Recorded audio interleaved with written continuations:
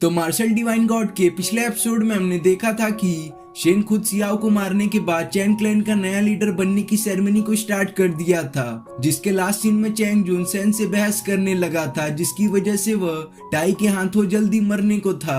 पर ऐन मौके पर सियाओ आकर उसे बचा लेता है। और अब आगे तो एपिसोड की स्टार्टिंग में हम शेन को देखते हैं जो सियाओ को देख बोलता है, तुम जिंदा हो? पर कैसे? तुम्हें तो बीस्ट ने मार दिया था ना। जिसे सुन सियाओ कहता है, मेरे बचने से लगता है आपको बहुत हैरानी हो रही है। और आप लोग यहाँ पर एक आउटसाइडर जो असल में चैन क्लैन का है भी नहीं, उसके हाथों चैन क्लैन का जो डिसेंडेंट है उसे बुली होता हुआ देख रहे हैं। जो आउटसाइडर सियाओ शेन को कह रहा था, क्योंकि शेन पिछले हेड का एडॉप्टेड ब्रदर होता है। जिसके आगे सियाओ देख रहे ऑडियंस को बोलता है कि आप लोगों से मुझे यह उम्मीद नहीं थी।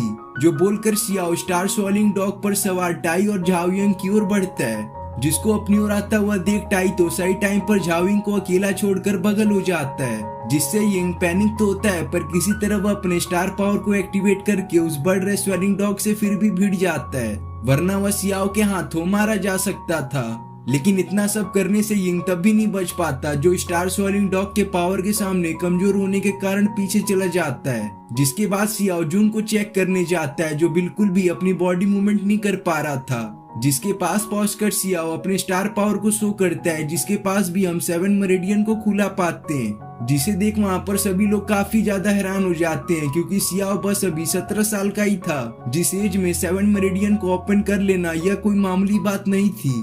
ऐसा तो बस कोई जीनियस ही कर सकता है, जो काम सियाओ से पहले बस चैंग जिंग नहीं करके दिखाया था, जिसे हम इस डोंगयांग सिटी का एक जीनियस समझते हैं। जो ये सभी बातें वहाँ एक आदमी दूसरे को कह रहा था। फिर हम स्टार स्वेलिंग डॉग को देखते हैं, जो वहाँ काफी तेजी से दहाड़ रहा था, जिसे सियाओ जून को ध्यान रखने को कहकर खुद शेन की तरफ बढ़ता है। जिसे अपनी तरफ आता हुआ देख शेन बोलते हैं, बच्चे तुम अगर आज जिंदा भी थे तो तुम्हें यहाँ पर वापस नहीं आना चाहिए था। जिसके सपोर्ट में टाई बोलता है, हाँ मेरे फादर सही बोल रहे हैं, उन्होंने जो भी बोला सब सच बोला है। पर जब मैंने तुम्हें उस एरो से शूट किया था तो तुम उससे सरवाइव कैसे कर गए? और भला ये स्टार स्वेलिंग डॉग तुम्हारे हर एक बात को क्यों सुन रहा है? आखिर हमारे आने के बाद उस माउंटेन पर क्या हुआ, बोलो? जो बात तो टाई ने बहुत ही आसानी से बोल दिया था, पर इस बात से सभी वहाँ मौजूद लोगों को पता लग जाता है कि सियाओ को किसी बीस्ट ने नहीं मारा था, बल्कि उसके खुद के अंकल ने उसे मारने का प्लान किया था।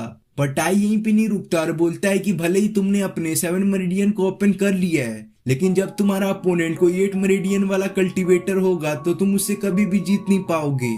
जिसकी ये बात सुनकर शेन 2 फाइटर को एक साथ सियाओ पर अटैक करने को भेजते हैं। जिन 2 फाइटर को देख सियाओ बोलता है, हाँ तुम दोनों भी आ जाओ, तुमने भी मेरे चैन क्लैन को धोखा दिया इस शेन से हाथ मिलाकर। जो 2 फाइटर जब सियाओ से फाइट करने लगते हैं तो हम देखते हैं कि सियाओ उन 2 फाइटर के अटैक को काफी इजीली डॉज कर पा रहा था। तो टाई ये सब होता हुआ देख अपने फादर के इशारे पर अपने स्टार पावर को एक्टिवेट कर एक साथ उन फाइटर के साथ मिलकर सियाओ पर अटैक करता है। पर हम देखते हैं कि सियाओ ने ना बल्कि इन तीनों के कॉम्बाइन अटैक को रोका था, बल्कि उन्हें चकमा देकर उनके गिरफ्त से आजाद होते हुए किसी celestial dog swelling moon spell को यूज करना स्टार्ट कर देता है। जिससे वहां पर कई सारे फॉर्मेशन बनकर तैयार हो जाते हैं। जिन सभी फॉर्मेशन को एक साथ लाने पर वहां पर एक बड़ा सा स्पिरिचुअल स्टार डॉग बीस्ट समन हो जाता है, जो बीस्ट सियाओ के साथ टाई और उन 2 फाइटर के स्टार पावर को उनकी बॉडी से बाहर खींचकर सियाओ की ओर भेजने लगता है। और इस टेक्निक की एक और एबिलिटी थी कि जहाँ पर भी ये टेक्निक एक्टिवेट होती है वहाँ का मौसम अपने आप ही बदल जाता है।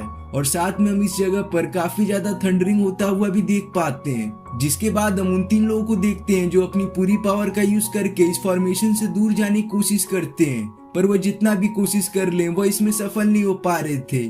जिसकी वजह से सियाओ उन कल्टीवेटर की बॉडी में मौजूद उनके स्टार पावर को काफी तेजी से एब्जॉर्ब करने लगा था।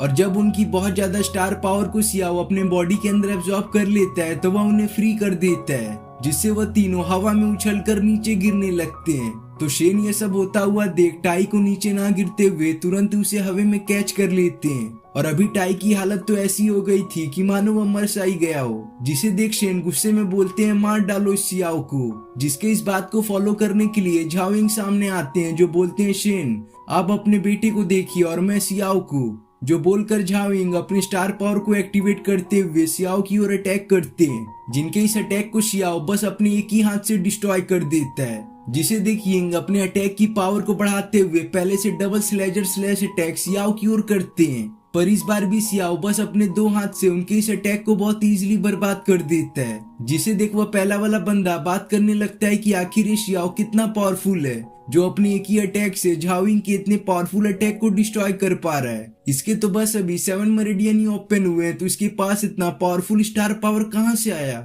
जिसके बाद हम सियाओ को देखते हैं जिसने अभी झाओविंग के बहुत सारे डबल स्लेजर स्लैश अटैक को बर्बाद कर दिया रहता है, जो झाओविंग को बोलने लगता है कि आप मेरे ऊपर बहुत ही ज्यादा स्टार पावर का वेस्ट कर चुके हैं, तो मैं आपको बताता हूँ, आप ये जो डबल स्लेजर स्लैश टेक्निक का यूज करके मेरे पर अटैक कर रहे हैं, यह तो बस एक ह्यूमन लेवल की टेक्निक है, और दूसरी तरफ मैं जो ये celestial dog swelling moon spell का यूज कर रहा हूँ, ये एक हेवन लेवल की टेक्निक है। तो बताइए इन दोनों टेक्निक के बीच में कोई कंपैरिजन है?